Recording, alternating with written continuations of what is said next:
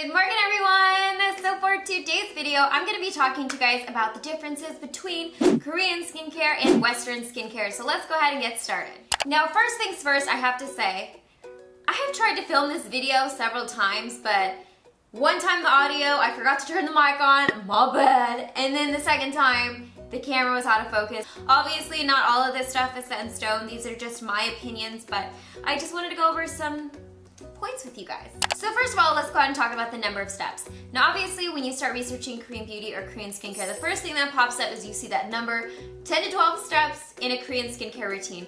Now obviously when it comes to a Western skincare routine, you don't have that many. Typically you have cleansing, toning, serum, and cream. Half the steps in Korean skincare routines are really in what I would consider cleansing, because if you think about double cleansing, there are 2 to 3 products right there. Toning, there's another one. Exfoliating, there's another one. So it's kind of a big bulk of the Korean skincare routine is technically kind of prepping for the rest of your skincare. But that's obviously one of the main differences that I can highlight between a Korean skincare routine and a Western skincare routine is the number of steps. Now next I'm going to go ahead and break down some product categories, because there are some products that exist in Korean skincare that simply does not exist in Western skincare.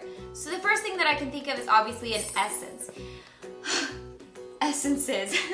My favorite topic. So essences, if you're not familiar with, I've made a full video explaining what they are, but kind of in a nutshell, essences are a watery texture type of product that's super lightweight, and it's one of the first steps in your Korean skincare routine. Now a lot of times essences contain ingredients that are fermented, and because it's so lightweight, it's fast absorbing, so it's an awesome product to incorporate to help the layering process. For me, I really love essences because I can actually notice a difference between when I'm using an essence and when I'm not using an essence. Now there are a couple other product categories like I mentioned, such as ampules, which is basically a serum, so I'm not going to get too much into that because I've kind of covered that in a separate video, and realistically, they're the same thing. It's just called something different in Korean skincare, but an ampule is essentially a serum. Now the next product category is an emulsion. And this is kind of a unique product category in the sense that there's a title for it. However, there are emulsion type of products in Western skincare. Now let me go ahead and explain.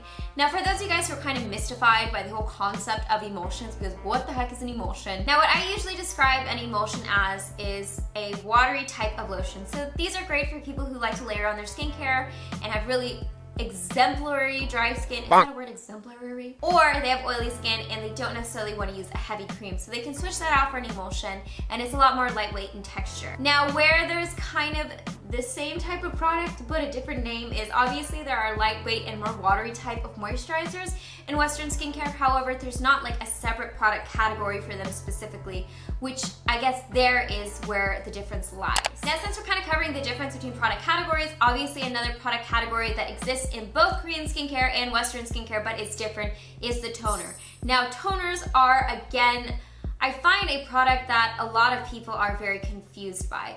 Now toners in Korean beauty or Korean skincare is basically used to balance the pH of your skin. It's also a very mild exfoliator, and of course it kind of preps the skin for the rest of your skincare routine and adds a bit of moisture to your skin. Now with my experience, I feel like it's slowly starting to evolve in Western skincare. A lot of Western toners tend to employ a lot more alcohols and drying properties and ingredients to them, because toners are kind of thought to be more for those who are acne prone. Now let's go ahead and move on to masks. Now for the topic of masks, I'm going to be generalizing a bit, but what I find when it comes to Korean skincare and Western skincare involving masks is that Western skincare tends to centralize around clay masks a lot of times. And I kind of tested this theory myself when I went shopping online. And when I kind of researched the top selling and best selling masks and things that people usually gravitated towards when it came to Western skincare, most of the time, out of 10 products, 6 or 7 of them were clay masks. And that's because a lot of people look at masks and think about purifying and detoxifying in Western skincare. But when it comes to Korean skincare, a lot of times masks are thought to be hydrating and moisturizing. That's why you see the majority of the popularity with masks in Korean skincare is with sheet masks or hydrating masks or moisturizing masks. You'll see some clay masks obviously thrown in there a bit, but a lot of times masks in Korean skincare offer a lot more benefits than just pulling out impurities from the pores. Now this next topic is going to be kind of a generalization in a sense, But for the most part, I find that Korean skincare really focuses around the idea of moisturizing. Now you can look at a lot of different products and techniques, but mainly when it comes to Korean skincare, moisture can usually solve a lot of problems, and it's a little bit more of a gentler approach when it comes to Korean skincare products in a skincare routine. Now let's step outside the products a little bit and kind of talk about techniques when it comes to skincare routines. Now, one main difference that I noticed between Korean skincare and Western skincare is the idea of massaging the skin.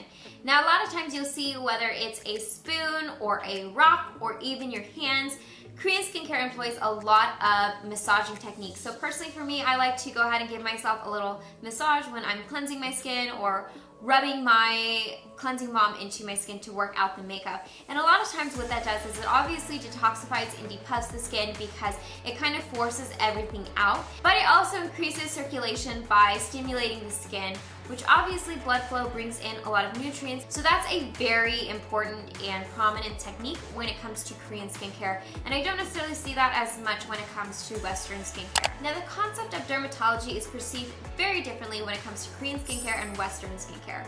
Now with Western skincare, I find that people go to a dermatologist when they're having or experiencing skin issues. So for me, for example, I've never seen a dermatologist unless I've had an allergic reaction, a rash on my skin, anything like that where I needed medical support. Now when it comes to dermatology in Korea, dermatology is kind of thought more of as a preventative factor. So instead of waiting until you have something going on with your skin or you have any issues with your skin, you go to the dermatologist for maintenance. So your dermatologist will do extractions for you, they'll assess your skin, see if you need to add anything to your regimen or take something out of your regimen, but it's kind of a more regular process that's employed when it comes to Korean skincare. Now another differentiating factor when it comes to Korean skincare and Western skincare is kind of skin treatments. And for this topic, I'm going to focus on lasers. Now lasers are obviously a great way to help your skin, to even out your skin tone, to kind of remove hyperpigmentation or any other skin issues that you might be having.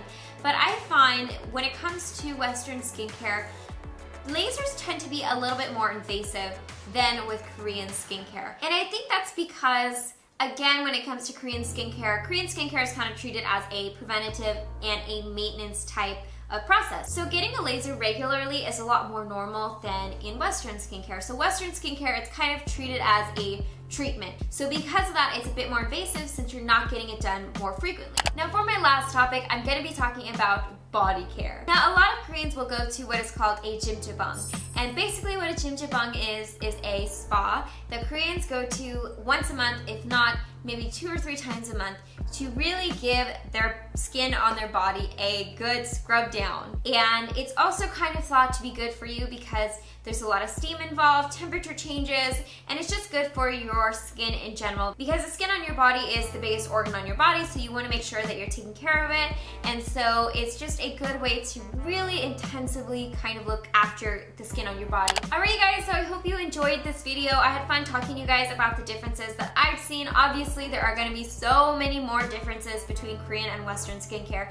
I just wanted to list off and talk about some of the main ones that I've noticed and also see kind of what you guys thought. And so I'm hoping to see your guys' feedback in the comment section down below, any main differences that you guys have noticed as well. And as always, I hope you guys are happy and healthy, and don't forget to rate, comment, subscribe, share with your friends and family, and I'll see you guys in my next video. Bye guys!